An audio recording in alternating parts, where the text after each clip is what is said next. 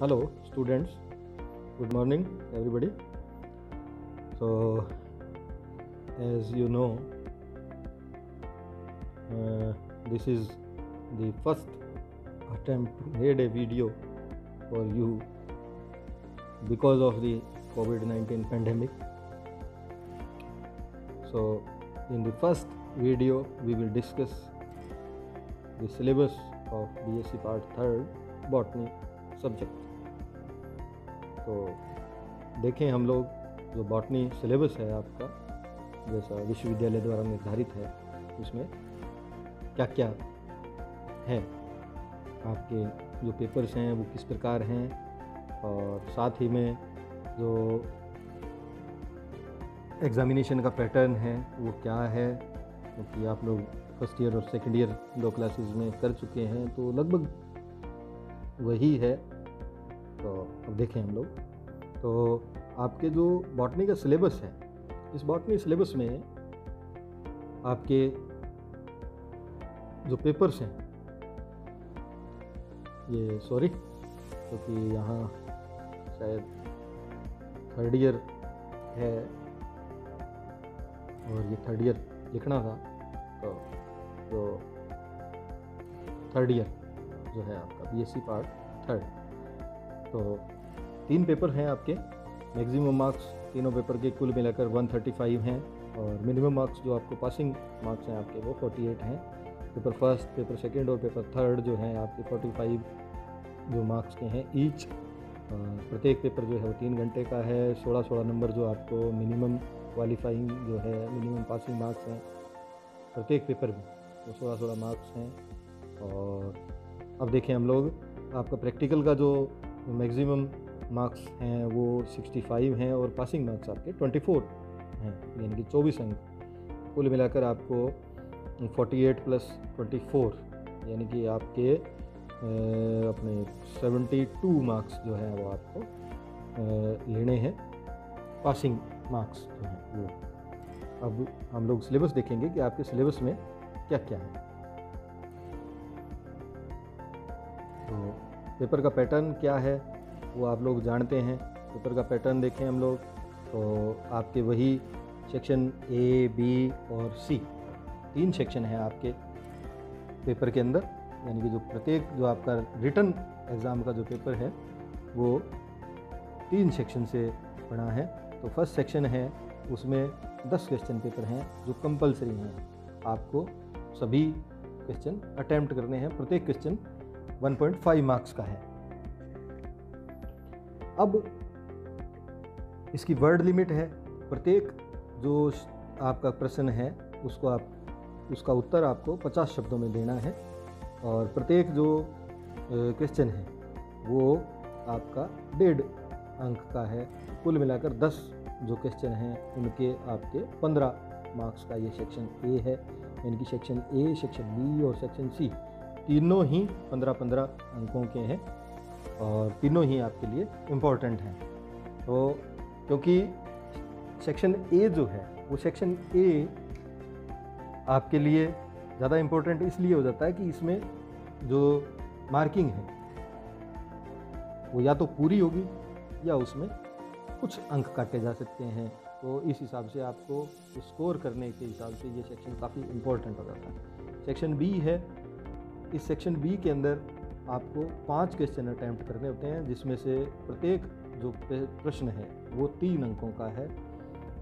यहाँ section B के अंदर आपको प्रत्येक क्वेश्चन के अंदर इंटरनल चॉइस मिलती है, यानी कि प्रत्येक क्वेश्चन के अंदर 2 क्वेश्चन दिए हुए हैं।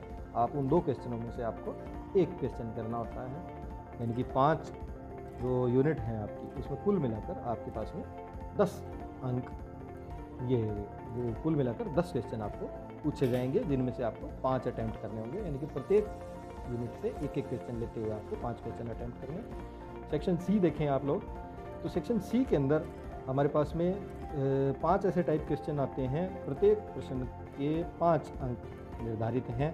तो इस हिसाब से आपको कुल 5 यूनिट में 1-1 क्वेश्चन आएगा आपके, और उसमें से आपको कुल 3 क्वेश्चन अटैम्प्ट करने हैं। आप किसी भी यूनिट से ये 3 क्वेश्चन सेलेक्ट कर सकते हैं। वर्ड लिमिट इस जो सेक्शन है, इस सेक्शन के जो प्रश्न हैं उनके अंदर आपको 500 वर्ड्स के अंदर जो उत्तर देना है वो देना है। अब देखें आपके जो फर्स्ट पेपर है वो क्या है। पेपर फर्स्ट जो है आपका इकोलॉजी एंड फाइटोजियोग्राफी। इसके बाद में जो दूसरा पेपर है आपका वो है plant physiology and biochemistry. Third जो पेपर है आपका वो है आपका मॉलिक्यूलर बायोलॉजी एंड बायोटेक्नोलॉजी। अब क्योंकि जैसा आप जानते हैं कि आपने लोअर प्लांट्स पढ़े कहाँ, फर्स्ट ईयर में, जिसमें आपने algae, bryophyte, pteridophyte, gymnosperm, fungi, palaeobotany या प्लांट पैथोलॉजी, ये आपने फर्स्ट ईयर में पढ़े। सेकेंड ईयर में आपके पास में जो ग्रुप था वो था एंजियोस्पर्म का। एंजियोस्पर्म के बारे में जितना भी आपने अध्ययन किया वो आपने कहाँ पढ़ा, सेकेंड ईयर में। तो एंजियोस्पर्म की टैक्सोनॉमी थी, आपके पास में एनाटमी थी, आपके पास में एम्ब्रियोलॉजी थी, इकोनॉमिक बॉटनी थी, और इसी के साथ में आपने एक पोर्शन पढ़ा सेल बायोलॉजी का, जेनेटिक्स का, साइटोजेनेटिक्स, इवोल्यूशन का, थर्ड पेपर में। तो यहाँ जो पहला क्वेश्चन पेपर है आपका, उसका जो सिलेबस है पेपर फर्स्ट का वो है इकोलॉजी एंड फाइटोजियोग्राफी। इकोलॉजी यानी पारिस्थितिकी और फाइटोजियोग्राफी यानी कि पादप भूगोल। तो यहाँ जो 5 यूनिट हैं आपकी, unit first, unit second, unit third, unit 4, unit 5, इनमें क्या क्या रहेगा।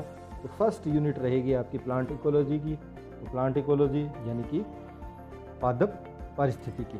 तो यहाँ पादप पारिस्थितिकी की परिभाषा, उसका स्कोप क्या है, उसकी शाखाएं, और इकोलॉजिकल फैक्टर्स जो हैं वो क्या क्या हैं, और वो वेजिटेशन को किस प्रकार से प्रभावित करेंगे। फर्स्ट टॉपिक आपका क्या है, definition, scope, branches, ecological factors जो वेजिटेशन को प्रभावित करते हैं। इसके बाद में आपके इसी यूनिट के अंदर इकोसिस्टम यानी कि पारिस्थितिकी तंत्र, पारिस्थितिकी तंत्र क्या है, उसकी स्ट्रक्चर क्या है, और इसके बायोटिक और एबायोटिक यानी कि जैविक और अजैविक घटक क्या हैं।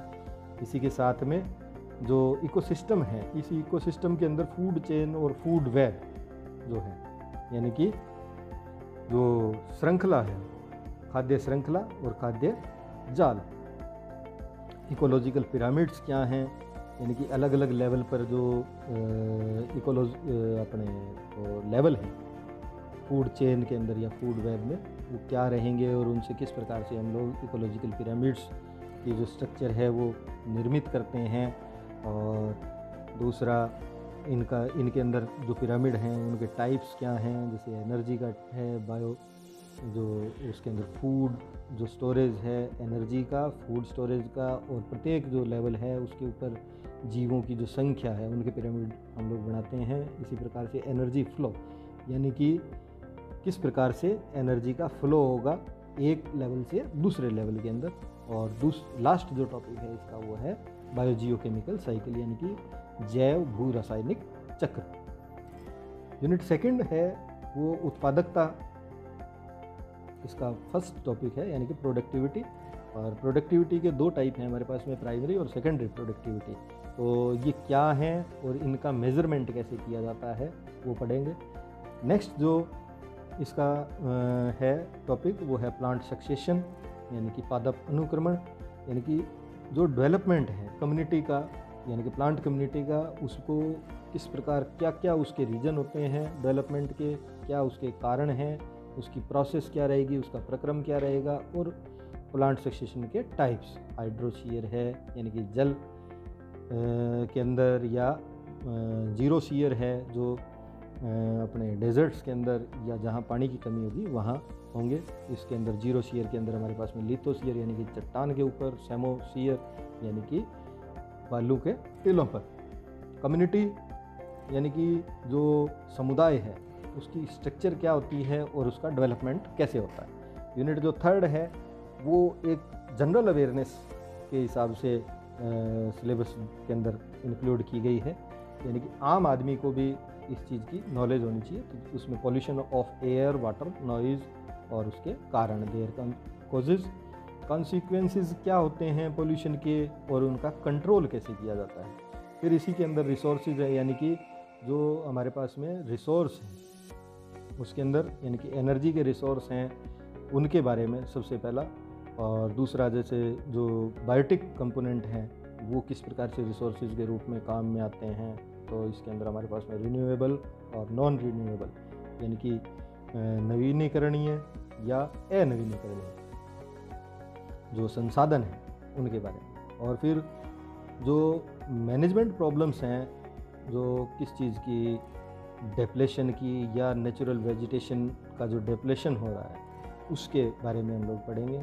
इसी के साथ में यहाँ एंडेंजर्ड प्लांट्स के बारे में हम देखेंगे कि भाई वर्ल्ड के अंदर जो एंडेंजर्ड प्लांट्स हैं वो कौन कौन से हैं और उनकी कैटेगरीज़ कौन सी हैं, रेड डेटा बुक क्या है, नेचुरल जो नेशनल पार्क्स हैं या सेंचुरीज़ हैं वो क्या काम आती हैं, और कौन कौन से नेचुरल पार्क्स या सेंचुरीज़ वर्ल्ड के अंदर स्टैब्लिश हैं, इंडिया में हैं या राजस्थान में हैं, इनके बारे में हम लोग अध्ययन करेंगे। जो यूनिट 4 है आपकी, वो यूनिट 4 है प्लांट अडेप्टेशन की।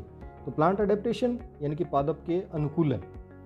अब जैसा कि आप लोग जानते हैं कि पादप जो हैं वो अलग अलग इन्वायरमेंट में पाए जाते हैं, तो उसी के अनुसार वो अनुकूल अपने अंदर अनुकूलन लेके आते हैं, एडेप्टेशन लेके आते हैं अनुकूल रहने के लिए कि एक पर्टिकुलर एनवायरनमेंट में प्लांट किस प्रकार से रहेगा। तो उसके अंदर मॉर्फोलॉजी के अंदर यानी कि उसके बाह्य स्वरूप में, उसकी आंतरिक संरचना में और उसके अंदर कार्य की रूप से क्या क्या एडेप्टेशन आएंगे, अनुकूलताएं क्या क्या आएंगी, वो हम लोग यहाँ प्लांट एडेप्टेशन में पढ़ेंगे। दूसरा जो टॉपिक है इस 4th यूनिट का वो है इकोलॉजी ऑफ राजस्थान डेजर्ट, यानी कि जो थार डेजर्ट है हमारा, उस थार डेजर्ट के अंदर क्या पारिस्थितिकी है उसके बारे में हम लोग अध्ययन करेंगे। जो 5th यूनिट है वो बायोडाइवर्सिटी यानी कि जैव विविधता से रिलेटेड है, तो इसमें फाइटोजियोग्राफी,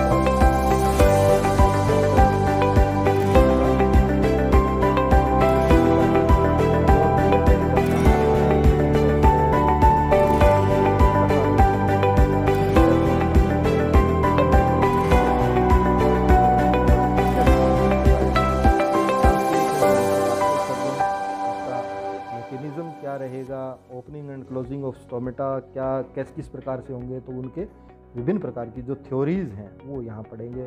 फिर ट्रांसपीरेशन को प्रभावित करने वाले कारक हैं, और जो हमारे पास में जो मैक्रो और माइक्रो एलिमेंट्स हैं नेचर में, उनका प्लांट के अंदर क्या इम्पोर्टेंस है उसके बारे में 1st यूनिट में हम लोग पढ़ेंगे।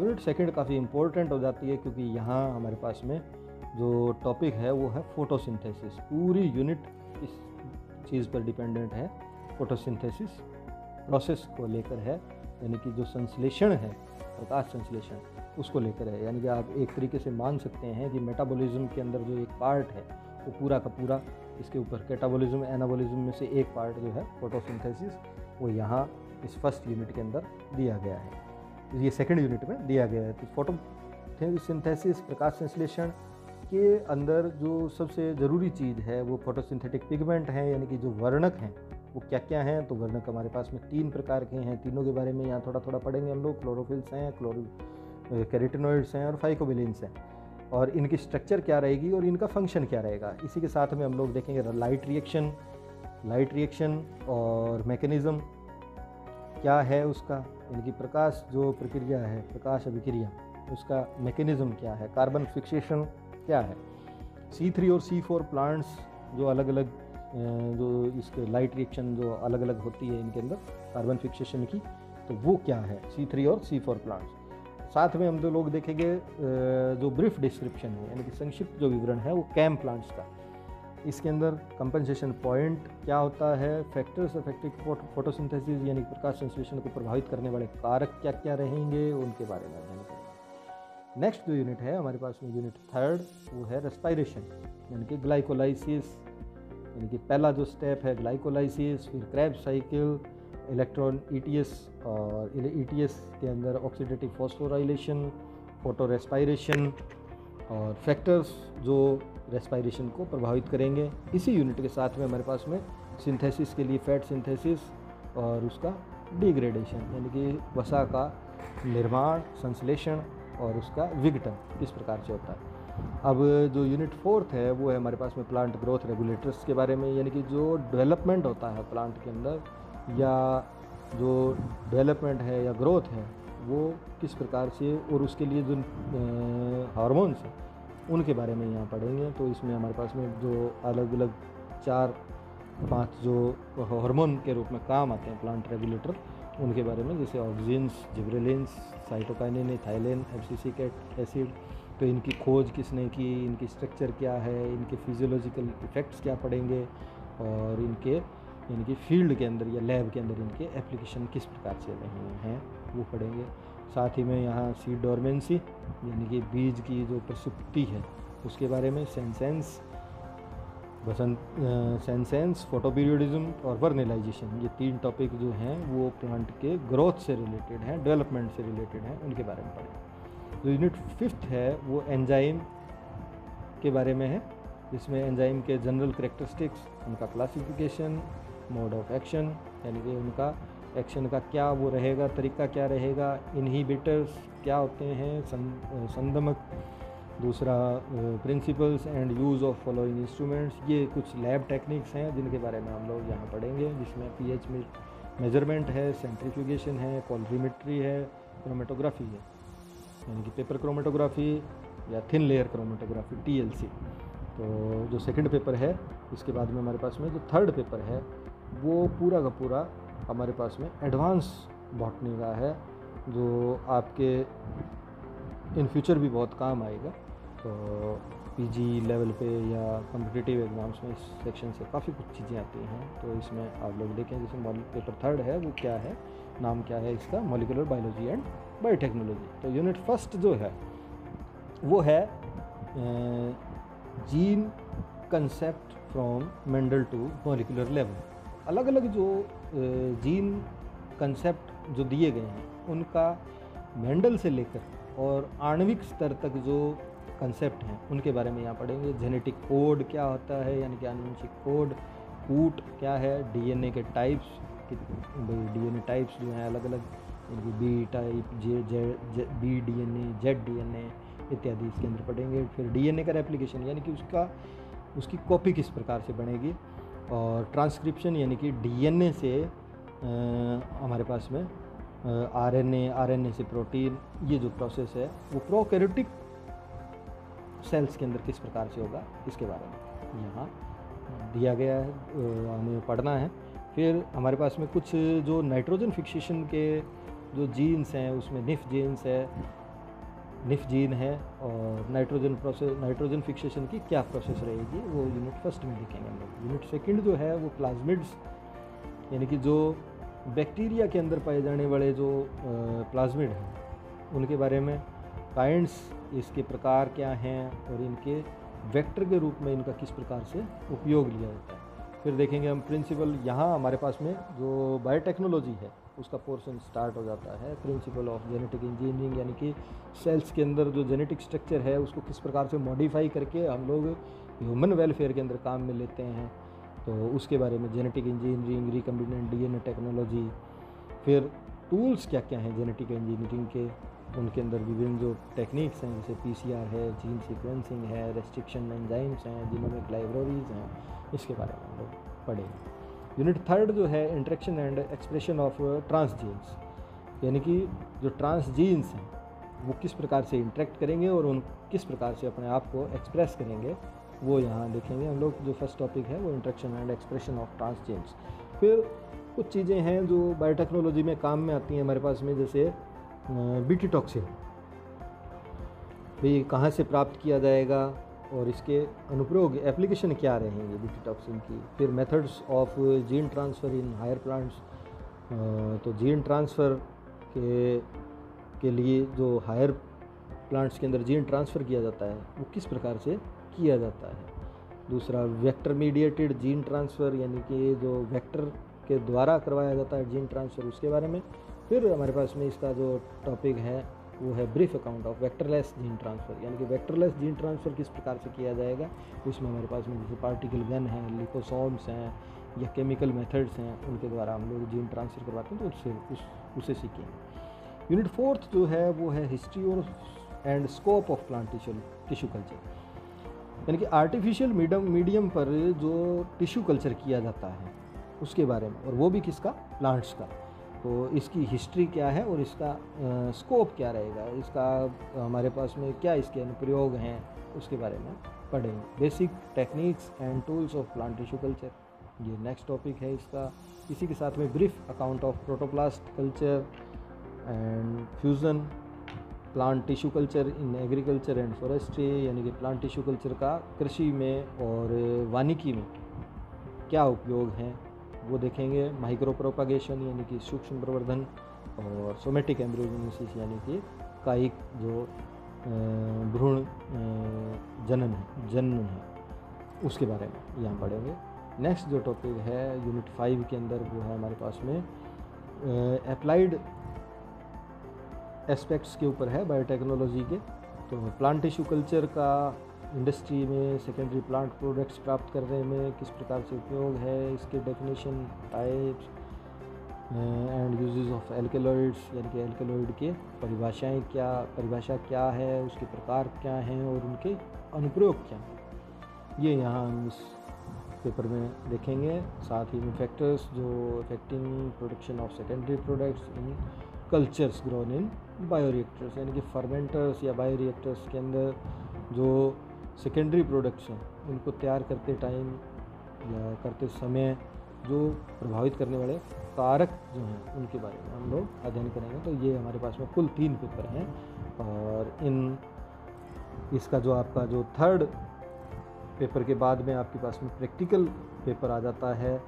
तो प्रैक्टिकल पेपर में का जो सिलेबस है वो हम फिर अगली वीडियो के अंदर डिस्कस करेंगे। आपकी किसी भी प्रकार की कोई क्वेरी हो तो वो आप मुझे व्हाट्सएप ग्रुप में दे सकते हैं। अगर आप इसमें से कुछ पूछना चाहें, कहीं आपको कन्फ्यूज़न हो तो वो आप लोग सभी